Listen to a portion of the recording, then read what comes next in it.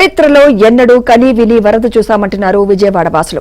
రామలింగేశ్వర నగర్ కట్ట మీద ఇళ్లలోకి వరద నీరు చేరడంతో ప్రాణాలు అరిచేతిలో పెట్టుకుని గడిపినట్లు బాధితులు తెలిపారు. వరద నీరు ఇప్పుడిప్పుడే తగ్గుముఖం పట్టడంతో ఇళ్లలో చేరిన బురదను కడుగుతున్నారు. విజయవాడలో రామలింగేశ్వర నగర్ నుంచి మరింత సమాచారం మా ప్రతినిధి లీలా అందిస్తారు.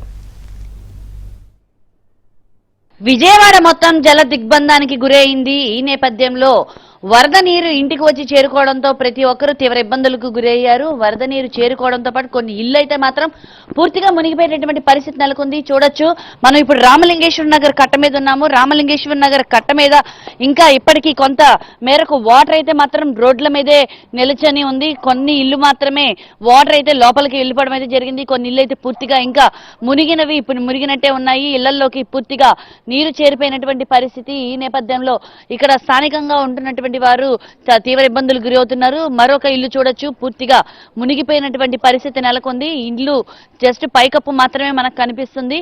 లోపల ఉన్నటువంటి సామాగ్రి ఇల్లు పూర్తిగా కూడా మునిగిపోయినటువంటి పరిస్థితి. అయితే ఇక్కడ ప్రధానంగా కొంతమంది అయితే మాత్రం నీళ్లు వెళ్ళిపోయిన తర్వాత ఇల్లు క్లీన్ చేసుకునేటటువంటి ఏర్పాట్లు అయితే చేసుకుంటున్నారు. వాళ్ళు ఎలా ఇబ్బందులు పడుతున్నారు, బురద ఏమాత్రం వచ్చి చేరుకుంది, బురదను వదిలించుకునేందుకు వారిని తిప్పలు పడుతున్నారు అనేది ఒకసారి చూద్దాము. చూడొచ్చు, ఒక ఇంట్లో అయితే మాత్రం వాటర్ వెళ్ళిపోయింది. వాళ్ళైతే ఇల్లు క్లీన్ చేసుకునేటటువంటి క్రమంలో ఉన్నారు. ఒకసారి వారితో మాట్లాడేటటువంటి ప్రయత్నం చేద్దాము. ఒకసారి వాళ్ళ ఇల్లు చూడొచ్చు, పూర్తిగా బురదమయం అయిపోయింది.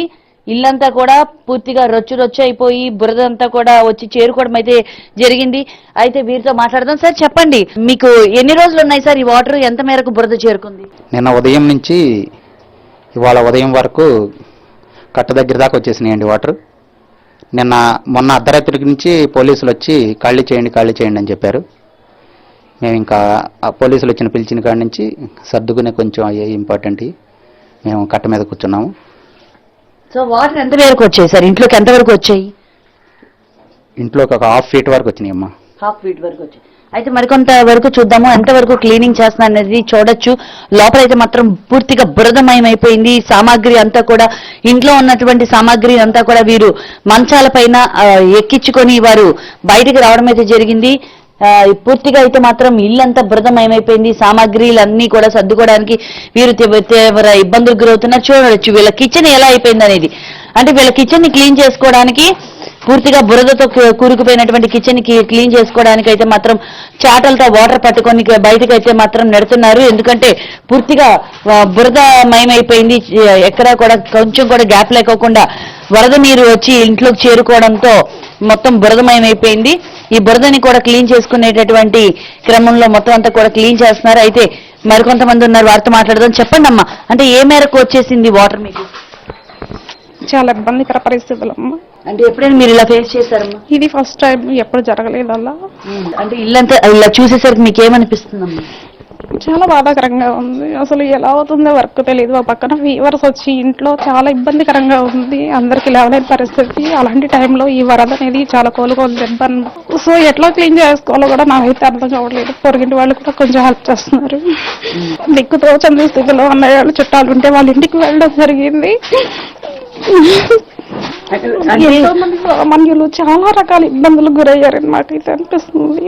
పాపం తిండి లేక వాళ్ళన్నీ ఇంకా ఒక రకంగా ఇంతవరకే వచ్చింది. వాళ్ళన్నీ ఇల్లు కొలిపోయి మాక్సిమం వాళ్ళ పీకల లోతు దాకా చేసినట్లున్నాయి అక్కడ.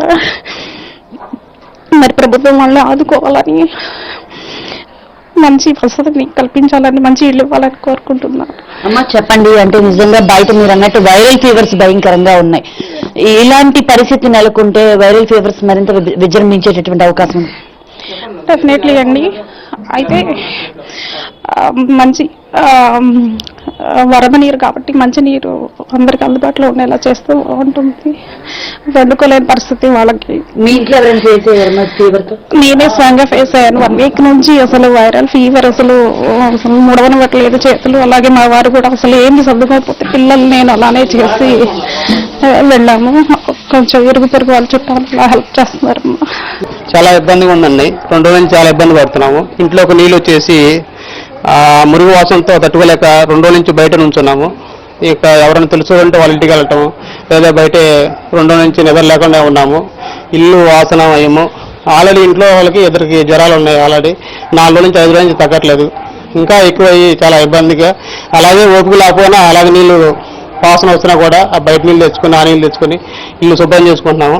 చాలా తట్టుకోలేకుండా ఉన్నాను పరిస్థితి, చెప్పుకోలేని పరిస్థితి ఉంది మా పరిస్థితి. కరెంటు కూడా ఎవరికి లేదు, ఒకరికొకరు కాంటాక్ట్ చేద్దామన్నా కూడా కాంటాక్ట్స్ అనేవి లేదు. పూర్తిగా అందరి ఫోన్లు కూడా స్విచ్ ఆఫ్ అయినటువంటి పరిస్థితి. ఈ నేపథ్యంలో ప్రభుత్వం వారిని తప్పకుండా ఆదుకొని ఫుడ్ ఫెసిలిటీ, అలాగే ఎవరినైనా సురక్షిత ప్రాంతాలకి, పునరావాస ప్రాంతాలకు కూడా తరలించాలని అయితే మాత్రం విజయవాడ వారు కోరుకుంటున్నారు. కెమెరా పర్సన్ ఉమాతో లీలా, ఏపీ ఆంధ్రజ్యోతి, రామలింగేశ్వర నగర్ నుండి.